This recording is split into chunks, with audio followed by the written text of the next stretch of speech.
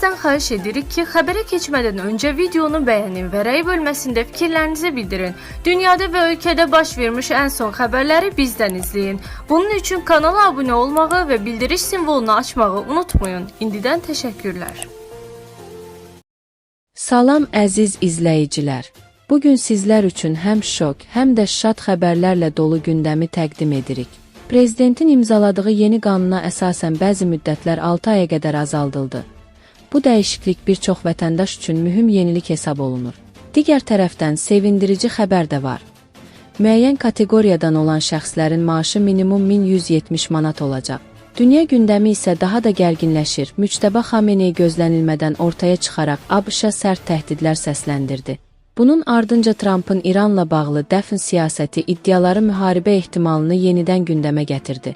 Ən diqqət çəkən məqamlardan biri isə bəzi ərazilərin Azərbaycanın nəzarətinə keçməsi ilə bağlı yayılan ən dəqiqə məlumatıdır. Bizi izləməyə davam edin, ən operativ və diqqət çəkən xəbərləri sizə çatdırırıq.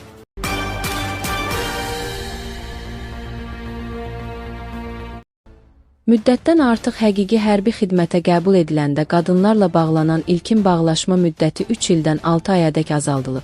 Oxu 24. Xəbər verir ki, bu Prezident İlham Əliyevin təsdiqlədiyi hərbi xidmət keçmə haqqında əsasnamənin təsdiq edilməsi barədə və hərbi vəzifə və hərbi xidmət haqqında qanunlara edilən dəyişiklikdə əksini tapıb. İndiyə qədər hərbi vəzifə və hərbi xidmət haqqında Azərbaycan Respublikası Qanunun 38.1.2 maddəsinə əsasən müddətdən artıq həqiqi hərbi xidmət hərbi qulluqçuları üçün ilkin bağlaşma müddəti müddətli həqiqi hərbi xidmətdən, ehtiyatdan daxil olanlar və qadınlar üçün 3 il müəyyən edilib. Həmin müddət hərbi xidmət keçmə haqqında əsasnamənin 12-ci maddəsinin B bəndində də nəzərdə tutulub. Qanuna əsasən isə qadınlarla bağlanan ilkin bağlaşma müddəti 3 ildən 6 ayadək azaldılıb.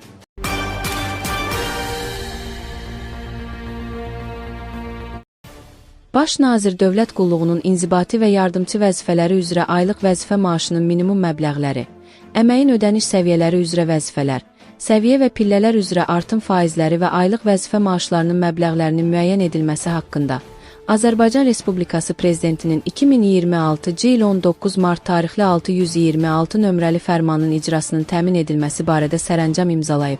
Bunu açıqlamasında deputat Vüqar Bayramov deyib. O bildirib ki, sərəncamla Prezident fərmanının icrası ilə bağlı hökumət tərəfindən həyata keçirilməli məsələlər müəyyənləşib. Profil dövlət qurumları qarşısında fərmanın icrası ilə bağlı konkret müddətlər müəyyənləşib. Azərbaycan Prezidenti tərəfindən imzalanmış sənədə əsasən, dövlət orqanlarında qulluq keçən dövlət qulluqçularının aylıq vəzifə maaşının minimum məbləği inzibati vəzifələr üçün 1170 manat, yardımçı vəzifələr üçün 760 manat müəyyən edilir. Sənədlə inzibati vəzifələr üzrə 35 ödəniş səviyyəsi, yardımçı vəzifələr üzrə isə 17 ödəniş səviyyəsi müəyyənləşir. Dövlət qurumlarında bu ödəniş səviyyələri üzrə çalışan vətəndaşlarımızın maaşları uyğunlaşdırılaraq artırılır. Bu eyni zamanda o deməkdir ki, vəzifə maaşları inzibati vəzifələr üzrə 1170, yardımçı vəzifələr üzrə isə 760 manatdan az olmayacaq. Bu isə bu vəzifələrdə çalışan nisbətən az maaş alan vətəndaşlarımızın əmək haqqılarının artmasına imkan verəcək. Bütövlükdə son sənədlə dövlət qulluğunun inzibati və yardımçı vəzifələri üzrə aylıq vəzifə maaşlarının artırılması reallaşacaq ki, bu da sosial müdafiə tədbirlərinin daha da güclənməsinə imkan verəcək.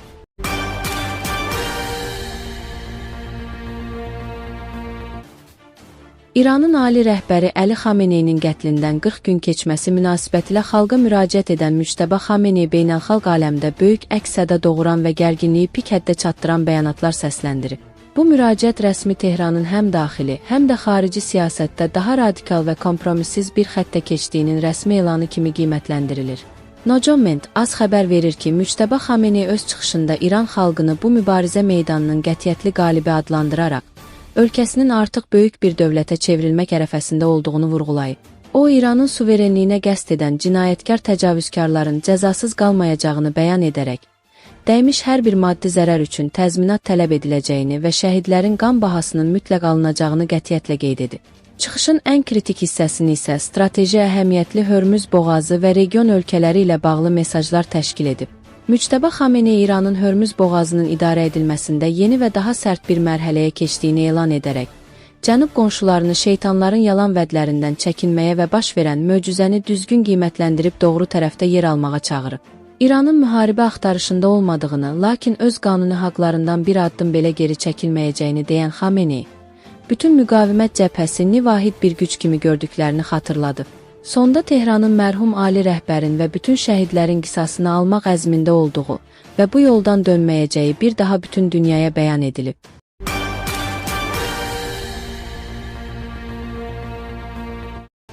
Dünya siyasətinin ən qaynar nöqtəsi olan Yaxın Şərqdə gərginlik artıq kritik həddi aşaraq yeni və gözlənilməz bir mərhələyə qədəm qoyub. ABŞ-ın İrana qarşı sərt ritorikası və Donald Trumpın masaya qoyduğu ultimatumlar bölgədə genişmiqyaslı müharibə xofunu pik həddə çatdırsa da, son proseslər bu gərginliyin hərbi toqquşmadan daha çox psixoloji və diplomatik manevrlər müstəvisinə keçdiyini göstərir. Vaşinqtonun Tehranı ən həssas nöqtələrindən, mədəniyyət və tarixindən vurmaqla təhdid etməsi beynəlxalq hüquq müstəvisində ciddi reaksiyalara səbəb olmuş. Bu strateji gediş gözlənilən nəticəni verməmişdir. Eyni zamanda İran daxilində baş verən fundamental dəyişikliklər və ali dini liderin vəfatı ilə bağlı yaranmış yeni reallıq tərəfləri müvəqqəti sükuta 2 həftəlik atəşkəsə sövq edib. Bu sükutun arxasında hansı gizli razılaşmaların dayandığı və aprelin 10-da başlayacaq diplomatik marafonun hansı nəticələr doğuracağı isə hazırda qlobal analitiklərin diqqət mərkəzindədir. Bu barədə Nojoment azza danışan politoloq Şahin Cəfərli qeyd edib ki, Trumpın ultimatumu İrandan çox onun özünü daha çox qorxutdu. Rejim tərəfindən rədd edildikdən sonra Trump bu ultimatumu reallaşdırmağa risk etmədi. Mədəniyyətin məhvi barədə sözləri ümumiyyətlə bərbad idi. Onun sözlərinə görə elan olunmuş 2 həftəlik fasilə Tehran rejimi üçün həm daxili, həm də xarici siyasət baxımından mühüm bir nəfəslik rolunu oynayır. 2 həftəlik atəşkəs İran tərəfinə ilk növbədə Əli Xamenei üçün rəsmi dəfn mərasimi təşkil etməyə imkan verəcək. Rejim mümkün qədər çox əhali və xarici qonaq toplayaraq mərasimi legitimlik mənbəyinə çevirməyə çalışacaq. Politoloq vurğulayıb ki, aprelin 10-dan başlayacaq danışıqlarda tərəflərin bir-birinə şərt diktə etməsi real görünmür. Bu şəraitdə razılıq olacaqsa, tərəflərdən birinin diktəsi ilə deyil, qarşılıqlı kompromislər əsasında olacaq. İranın şərtləri adı altında yayılan 10 bənddən ibarət mətn absurddur və daha çox təbliğata yönəlib. Razılıq olmayacaqsa, müharibənin yenidən başlaması deyil, atəşkəsin uzadılması ehtimalı daha yüksəkdir.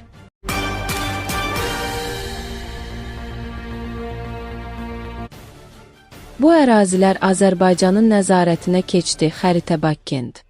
09 aprel 2026 22:17. Bu ərazilər Azərbaycanın nəzarətinə keçdi. Xəritə.